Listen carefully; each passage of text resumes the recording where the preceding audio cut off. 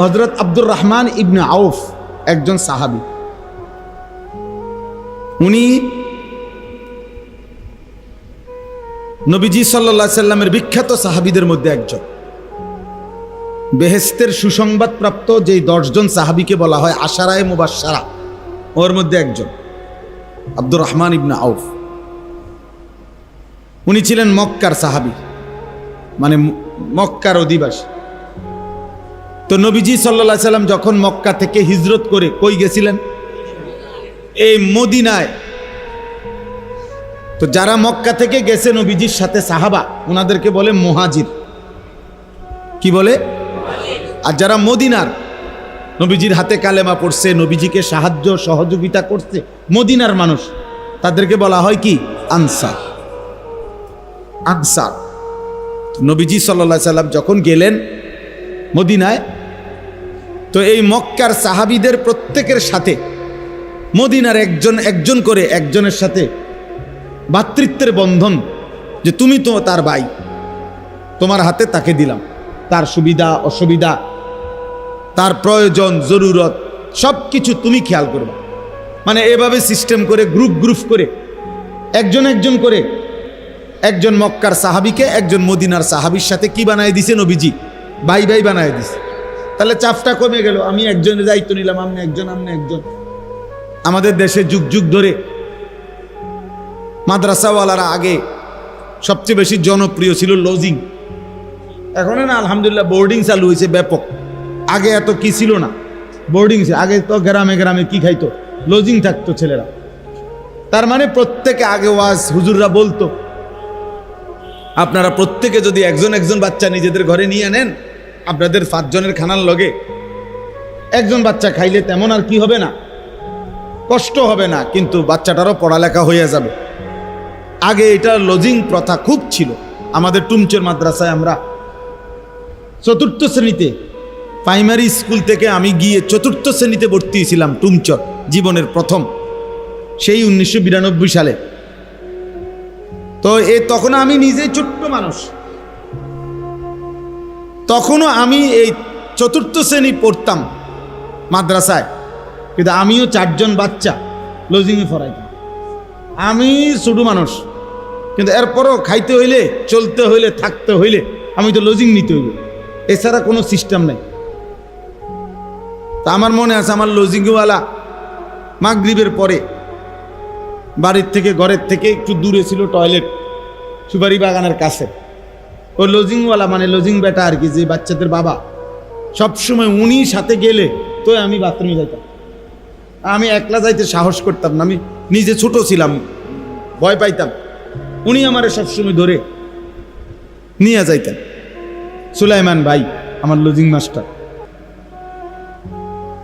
এখনো জীবিত আছেন আলহামদুলিল্লাহ। আমি এখনো পারিবারিকভাবে ওনার খোঁজ খবর রাখি।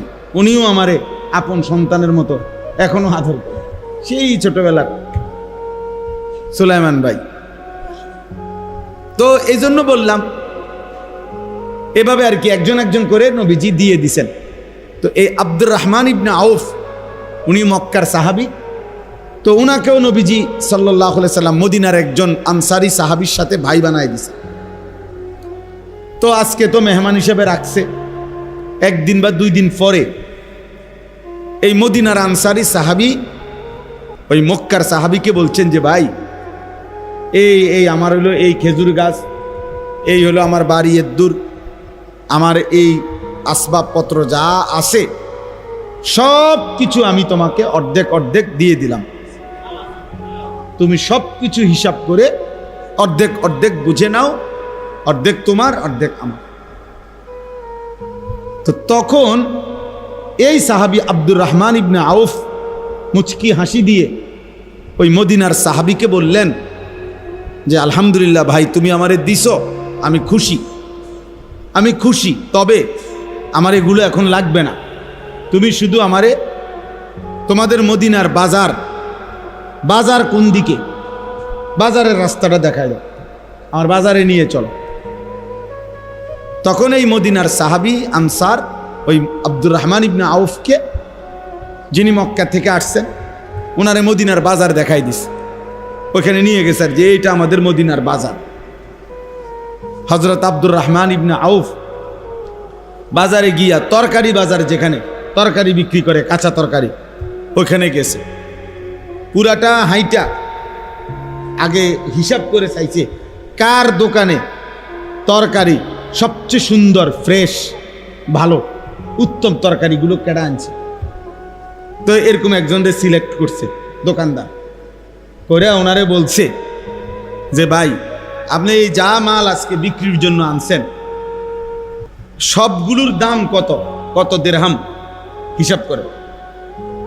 তো উনি একটা আইডিয়া করে হিসাব করছে, ধরেন 500 টাকা, কথার কথায় ধরে নিলাম যে এখানে 500 টাকার তরকারি। এটা কিন্তু আগে 1450 বছর আগের কথা, তাহলে কাজে 500 টাকাও কইছি তো অনেক। তো ধরে নিলাম আমি 500 টাকা, 500 দিরহাম। তো উনি তখন উনারে বলছেন ভাই আমি আপনার এই তরকারিগুলো 500 দিরহাম দিয়ে কিনলাম, কিন্তু এই তরকারিগুলো ধীরে ধীরে অল্প অল্প করে বিক্রি করতে তো আপনার কমপক্ষে 5-6 ঘন্টা সময় লাগবে। তো এই না আপনি 500 দিরহাম একসাথে পাইবেন, এই না তাহলে আমারে ঠিক ওইটুকু টাইম, 5 বা 6 ঘন্টা টাইম আপনি আমারে দিবেন। ঠিক বরাবর 6 ঘন্টা পরে আইসা আপনার 500 টাকা আপনি আমার থেকে কি করবেন, নিয়ে যাবেন। আমারে শুধু এটুকু সময় দিবেন, এর দূরে। উনি বলছে ঠিক আছে, অসুবিধা কি, আমি বেচতেও তো টাইম লাগতো, তা আমি দিলাম টাইম। তখন উনি বললেন ঠিক আছে, তো আপনি রাজি তো? হ্যাঁ রাজি। তাইলে আপনি এখন ক্যাশ ছাড়েন, মানে দোকান ছেড়ে দেন, আমারে তরকারিগুলা আপনি যান আপনার কাজে, ঠিক এতক্ষণ পরে আপনি 12টা বাজে 1টা বাজে আপনি আইসেন, আইসা আপনার 500 টাকা আপনি নিয়ে যাবেন। এখন হযরত আব্দুর রহমান ইবনে আউফ এবার তরকারি নিয়ে বসছে বিক্রি করতে। এবার ওনার না এগুলা, এখন উনি অল্প লাভে, অল্প একটু লাভ দইরা কাস্টমার আসে ওনার দোকানে, এমনিও তরকারি ভালো, আর ওনার বলার ভঙ্গি এমন সুন্দর ছিল, কাস্টমারের বাপ হইল এনতিকা মাল না কিনা যাইব, মানে বলা এত সুন্দর যে আপনার শূন্যই কি শান্তি কাস্টমার। তো ফলে অল্প সময়ের ভিতরে উনি এই তরকারিগুলো সব কি করে ফেলছে, বিক্রি করে ফেলছে। আর বিক্রি করে ধরেন ওনার 100 টাকা লাভ হয়ে গেছে। তাহলে উনি ওনার টাকা ওনারে দিয়ে দিছে, আর ওনার লাভের 100 টাকা নিয়ে উনি ওই সাহাবীর ঘরে ফিরে আসছে। এভাবে 2 দিন বা 3 দিন চেষ্টা করছে উনি। চেষ্টা করে 2-4 দিনের মাথায় ওনার নিজেরই এবার একটা 500 টাকার মতো পুঁজি হয়ে গেছে। ওই লাভ হইতে হইতে এই টাকা দিয়ে এবার মনে করেন 1 সপ্তাহ পরে উনি নিজেই এবার তরকারি কিনছে, কিনে এবার তরকারি নিয়ে উনি বসছে। এখন উনি কি হয়ে গেল, ব্যবসায়ী হয়ে গেল কিনা। এরপরে এই সাহাবিটাই মদিনার মধ্যে হযরত ওসমানের পরে সাহাবাদের মধ্যে সবচেয়ে বড় বিত্তশালী সাহাবী, ধনী ব্যবসায়ী হযরত আব্দুর রহমান ইবনে আউফ। পরবর্তীতে বিশ্বাস করেন, কিতাবে আছে পরবর্তীতে এই মদিনার বাজারে এমনও দিন গেছে এই আব্দুর রহমান ইবনে আউফের চালান আসতো, মাল মদিনার বাজারে ঢুকতো। তো যেদিন আব্দুর রহমানের চালান আইতো, মাল আসতো বাজারে পুরা, তখন এমনও সময় গেছে 100 উট ধারাবাহিক মাল বোঝাই শুধু আব্দুর রহমান ইবনে আউফের মাল, 100 উটে বোঝাই। ওই সেই ব্যবসায়ী যে ওনার থেকে কি করছিল, প্রথম দিন এই কৌশলে মাল নিছিল। তাহলে আমার বলার উদ্দেশ্য হলো ওই কথাটা আমি বলছি, দিন নাই রাত নাই, বাবার উপরে একটা ফোড়ার মতো, বিস্ফোরার মতো অনেক ছেলে এই জালেম মারেও কষ্ট দিতেছে, বাবারেও কষ্ট দিতেছে। শুধু শুধু একটা তাগড়া শরীর, স্বাস্থ্য সুস্থ, কিন্তু হাইওয়ানে সারা দিন মোবাইল টিফা ছাড়া আর কিছু জানেন, আর কিছু কি আর জানেন।